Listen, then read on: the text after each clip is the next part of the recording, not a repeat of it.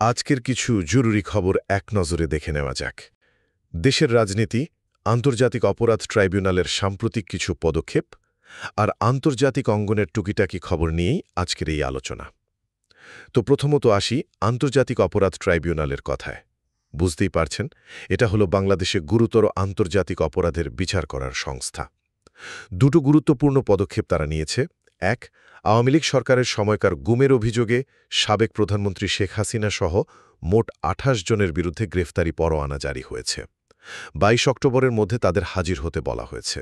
এছাড়া গত বছরের জুলাই মাসে যে সরকারবিরোধী আন্দোলন ছিল, সেই সময়ে গুলি চালিয়ে হত্যার অভিযোগে ৪ জন নিরাপত্তা কর্মকর্তার বিরুদ্ধেও কিন্তু একই রকম পরোয়ানা জারি করা হয়েছে।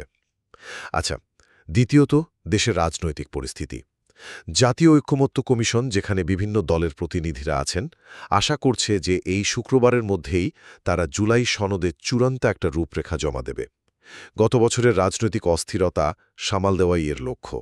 এদিকে আরেকটা খবর হল, সাবেক মন্ত্রী সাবের হোসেন চৌধুরীর বাসায় ইউরোপীয় ইউনিয়নের ৩টা দেশের রাষ্ট্রদূতরা একটা বৈঠক করেছেন। তবে এই বিষয়ে পররাষ্ট্র উপদেষ্টা তৌহিদ হোসেন বলছেন, সরকারের নাকি সরাসরি কিছু করার নেই। আর সবশেষে আরও কয়েকটা খবর। যেমন বিসিবি নির্বাচনে অনিয়মের অভিযোগ উঠেছে, তাই মোহামেডান স্পোর্টিং ক্লাব সহ মোট ৩৮টা ক্লাব ঘরোয়া ক্রিকেট বর্জন করার ঘোষণা দিয়েছে। অন্যদিকে রসায়নে নোবেল পুরস্কার পেয়েছেন ৩ দেশে ৩ জন বিজ্ঞানী। তাদের গবেষণাটা ছিল ধাতব জৈব কাঠামো বা মেটাল অর্গানিক ফ্রেমওয়ার্কস নিয়ে। এগুলো কিন্তু দারুণ কাজের জিনিস, যেমন ধরুন গ্যাস স্টোর করা বা একদম নির্দিষ্ট জায়গায় ওষুধ পৌঁছে দেওয়ার মতো ক্ষেত্রে কাজে লাগতে পারে। আর হ্যাঁ, গাজায় যুদ্ধবিরতি আনার জন্য মিশর, ইসরায়েল ও হামাসের মধ্যে আলোচনা কিন্তু চলছে। আজ ৩ নম্বর দিন। সেখানে আমেরিকার শীর্ষ দূত আর অন্য মধ্যস্থতাকারীরাও আছেন। এই ছিল আজকের দিনের কয়েকটি বাছাই করা খবর। চলুন সরাসরি আজকের আলোচনায় যাই। মানে বাংলাদেশ নিয়ে বেশ কিছু গুরুত্বপূর্ণ খবর, রাজনীতি, আইন, খেলাধুলা, অনেক কিছুই ঘটছে।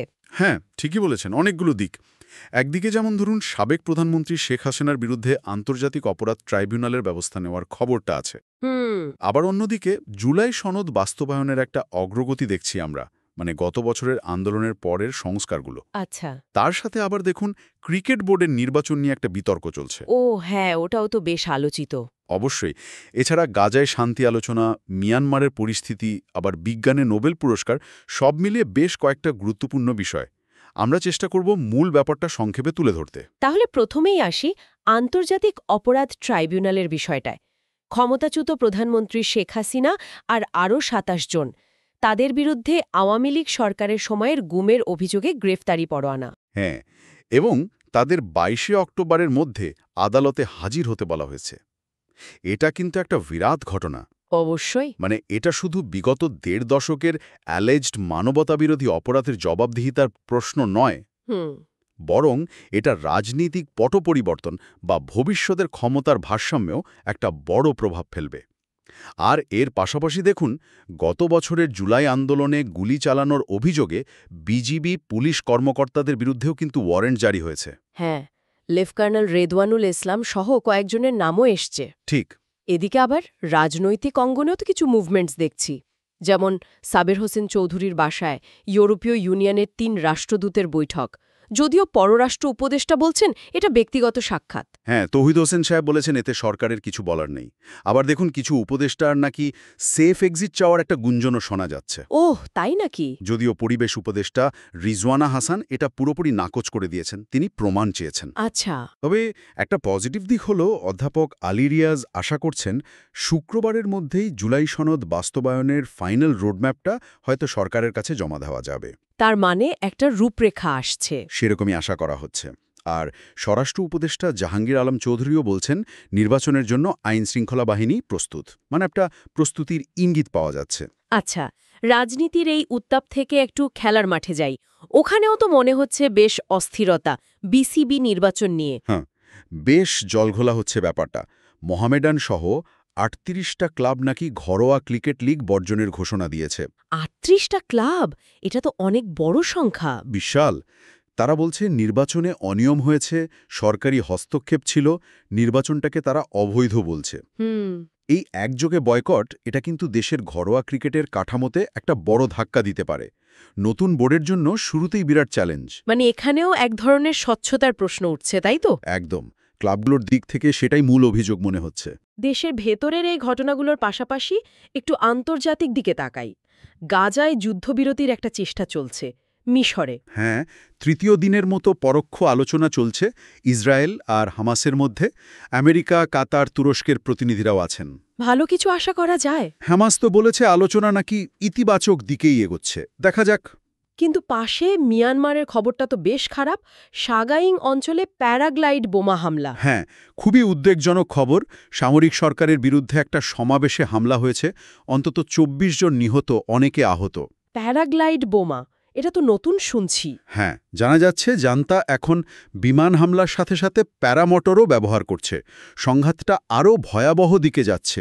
ওহ, আচ্ছা, এবার একটু বিজ্ঞান আর অর্থনীতির দিকে আসি। রসায়নের নোবেল পুরস্কার ঘোষণা হয়েছে। হ্যাঁ, ৩ জন পেয়েছেন। জাপানের সুসুমু কিতাগাওয়া, অস্ট্রেলিয়ার রিচার্ড রবসন আর আমেরিকার ওমার এম ইয়াগি। তাদের কাজটা কি নিয়ে? মেটাল অর্গ্যানিক ফ্রেমওয়ার্কস, ধাতব জৈব কাঠামো বা মুভস। এগুলো আসলে দারুণ সম্ভাবনাময় যৌগ। ধরুন বাতাস থেকে কার্বন ডাই অক্সাইড শুষে নেওয়া, আচ্ছা, বা ধরুন প্লাস্টিক দূষণ কমানো। এ ধরনের বড় সমস্যা সমাধানে এগুলো কাজে লাগতে পারে। দারুণ তো।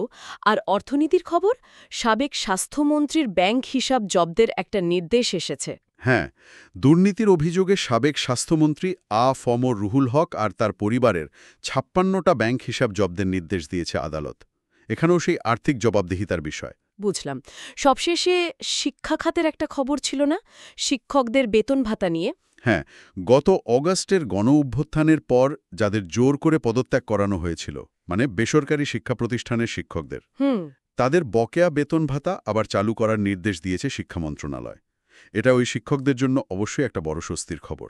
আচ্ছা, তাহলে সবকিছু মিলিয়ে যা দাঁড়াচ্ছে, একদিকে পুরনো সরকারের লোকজনের বিরুদ্ধে আইনি প্রক্রিয়া চলছে, রাজনৈতিক অঙ্গনে নতুন সমীকরণ তৈরির চেষ্টা। অন্যদিকে খেলার মাঠে অসন্তোষ, আন্তর্জাতিক অঙ্গনে গাজায় শান্তির ক্ষীণ আশা, আবার মিয়ানমারে সংঘাত, আর বিজ্ঞান তো চলছেই। একদম। ঘটনাগুলো আসলে একটা পরিবর্তনের সময়কেই নির্দেশ করছে।